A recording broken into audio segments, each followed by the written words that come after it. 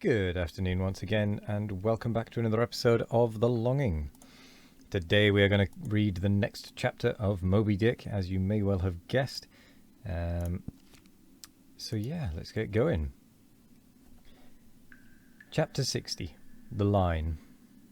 With reference to the whaling scene shortly to be described, as well as for the better understanding of all similar scenes elsewhere presented, I have here to speak of the magical, sometimes horrible, whale line.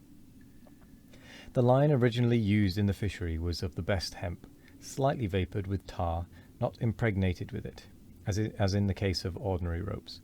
For while tar, as ordinarily used, makes the hemp more pliable to the rope maker, and also renders the rope itself more convenient to the sailor for common ship use, yet not only would the ordinary quantity too much stiffen the whale line for the close coiling to which it must be subjected, but as most seamen are beginning to learn, tar in general by no means adds to the rope's durability or strength, however much it may give it compactness and gloss. Of late years, the manila rope has in the American fishery almost entirely superseded hemp as a material for whale lines, for, though not so durable as hemp, it is stronger and far more soft and elastic. And I will add, since there is an aesthetics in all things, it's much more handsome and becoming to the boat than hemp. Hemp is a dusky dark fellow, a sort of Indian, but manila is a golden-haired Circassian to behold.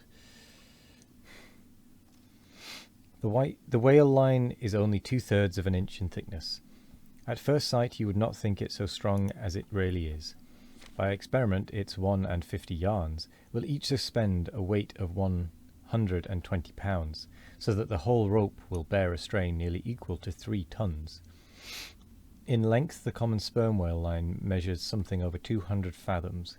Towards the stern of the boat, it is spirally coiled away in the tub, not like the worm pipe of a still, though, but so as to form one round cheese-shaped mass of densely bedded sheaves or layers of concentric spiralizations, without any hollow but the heart or minute vertical tube formed at the axis of the cheese.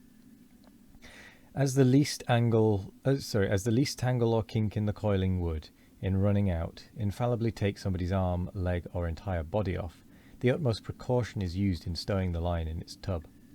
Some harpooneers will consume almost an entire morning in this business, carrying the line high aloft and then reeving it downwards through a block towards the tub, so as in the act of coiling to free it from all possible wrinkles and twists. In the English boats, 2 tubs are used instead of 1, the same line being continuously coiled in both tubs. There is some advantage in this, because these twin tubs being so small, they fit more readily into the boat and do not strain it so much, whereas the American tub, nearly 3 feet in diameter and of proportionate depth, makes a rather bulky freight for a craft whose planks are but 1/2 inch in thickness, for the bottom of the whaleboat is like critical ice, which will bear up a considerable distributed weight, but not very much of a concentrated one. When the painted canvas cover is clapped on the American line tub, the boat looks as if it were pulling off with a prodigious great wedding cake to present to the whales.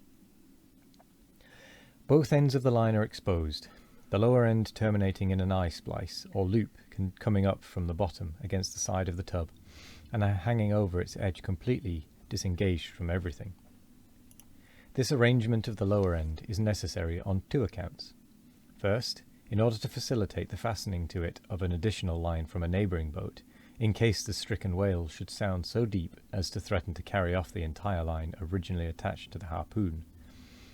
In these instances, the whale, of course, is shifted like a mug of ale, as it were, from one boat to the other, though the first boat always hovers at hand to assist its consort.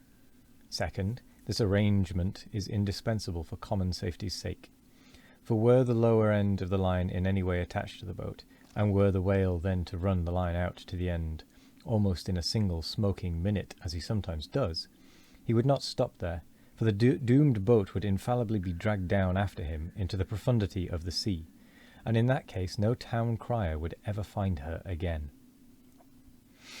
Before lowering the boat for the chase, the upper end of the line is taken aft from the tub, and, passing round the loggerhead there, is again carried forward the entire length of the boat, resting crosswise upon the loom or handle of every man's oar, so that it jogs against his wrist in rowing, and also passing between the men as they alternately sit at the opposite gunwales, to the leaded chocks or grooves in the extreme pointed prow of the boat, where a wooden pin or skewer the size of a common quill prevents it from slipping out.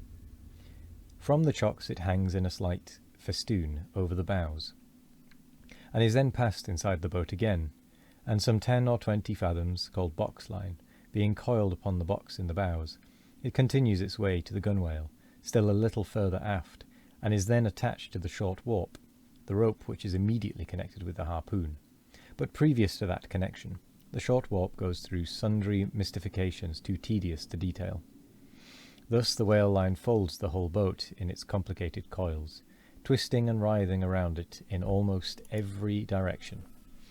All the oarsmen are involved in its perilous contortions, so that to the timid eye of a landsman they seem as Indian jugglers, with the deadliest snakes supportively festooning their limbs.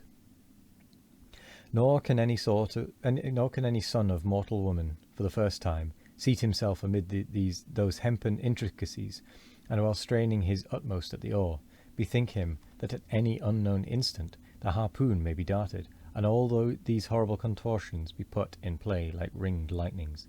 He cannot be thus circumstanced without a shudder that makes the very marrow in his bones to quiver in him like a shaken jelly. Yet habit, strange thing, what cannot habit accomplish? Gayer sallies, more merry mirth, better jokes, and brighter repartees you never heard over your mahogany than you will hear over the half-inch white cedar of the whaleboat, when thus hung in hangman's nooses, and, like the 6 burghers of Calais before King Edward, the 6 men composing the crew pull into the jaws of death, with a halter around every neck, as you may say. Perhaps a very little thought will now enable you to account for those repeated whaling disasters, some few of which are casually chronicled, of this man or that man being taken out of the boat by the line and lost. For, when the line is darting out, to be seated then in the boat is like being seated in the midst of the manifold whizzings of a steam engine in full play, when every flying beam and shaft and wheel is grazing you. It is worse, for you cannot sit motionless in the heart of these perils, because the boat is rocking like a cradle, and you are pitched one way and the other, without the slightest warning, and only by a certain self-adjusting buoyancy and simultaneousness of volition and action can you escape being made a Mazeppa of, and run away with where the all-seeing sun himself could never pierce you out. Again, as the profound calm which only apparently precedes and prophesies of the storm is perhaps more awful than the storm itself, for indeed the calm is but the wrapper and envelope of the storm, and contains it in itself, as the seemingly harmless rifle holds the fatal powder and the ball and the explosion, so the graceful repose of the line, as it silently serpentines about the oarsman before being brought into actual play. This is a thing which carries more of a true terror than any other aspect of this dangerous affair. But why say more? All men live enveloped in whale lines. All are born with halters round their necks. But it is only when caught in the swift, sudden turn of death that mortals realize the silent, subtle, ever-present perils of life. And if you be a philosopher, though seated in the whaleboat, you would not at heart feel one whit more terror than though seated before your evening fire with a poker, and not a harpoon by your side. Oh, and so comes the end of that chapter. So, we have once again managed to finish that one a little bit early, just because it's a shorter chapter, but never mind. But that's close enough, I would say, to the end. We will need to make a venture into the Halls of Eternity at some point for more paper. I think I said this a couple of days ago. I can't remember. But either way, I will say thank you very much for joining me. I hope you all have a wonderful morning, evening, afternoon or night, no matter what time of day it is. I hope you all have a wonderful one of it, and as always, we'll be back tomorrow for more of The Longing.